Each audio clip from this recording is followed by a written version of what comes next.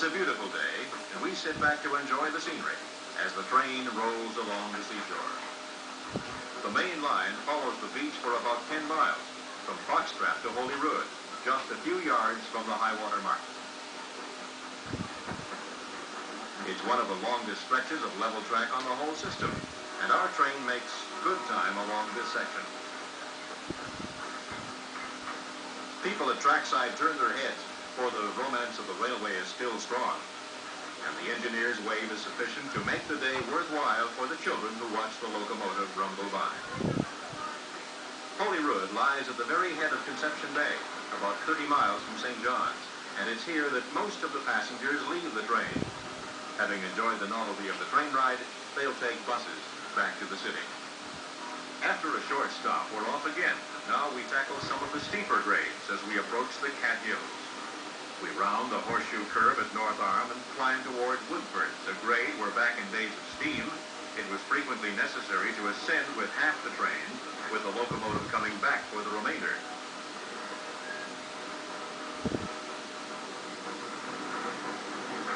We're crossing the interior of the Avalon Peninsula now through Avondale and Brigus Junction. Then it's Whitburn, headquarters for the Reed Newfoundland Company in the early days of railroading on the island.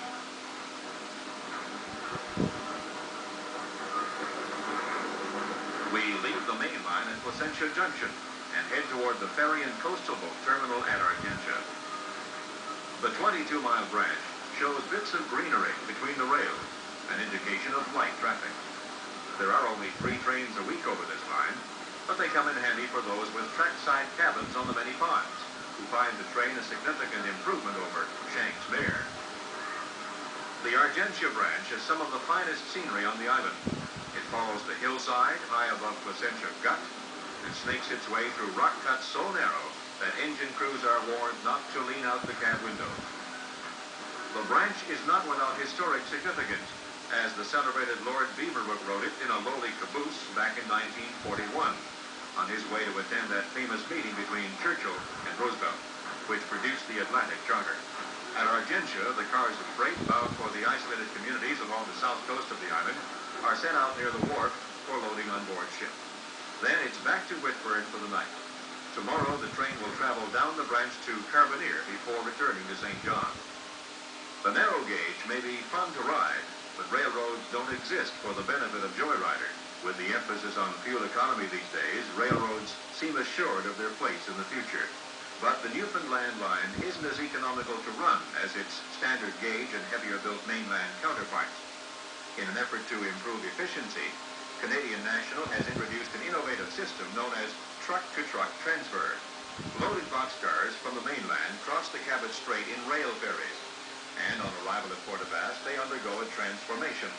Specially constructed hydraulic jacks lift the cars off the rails. The wheel assemblies, known as trucks, are removed, and narrow-gauge trucks are substituted. The car can then travel on the narrow-gauge lines, eliminating the costly and time-consuming process of transshipment. While this is an improvement, there are still drawbacks. Even though we can bring mainland cars over and put them on Newfoundland car sets, the problem is that the Newfoundland car sets only have a capacity of 50 tons of freight, whereas the mainland car sets can carry 100 tons of freight. So there's a basic economic problem that you can only carry half the payload in Newfoundland that you can on the mainland. Now that's been the continuing problem, and even with the truck-to-truck innovation, the fact still remains that the cost per ton mile in Newfoundland is much higher than it would be on the mainland. One might think the obvious solution would be to rebuild the railway to standard gauge, but that isn't quite as simple as it sounds. Canadian National says the cost would be prohibitive, and the railway has opted to live with the limitations of the existing system.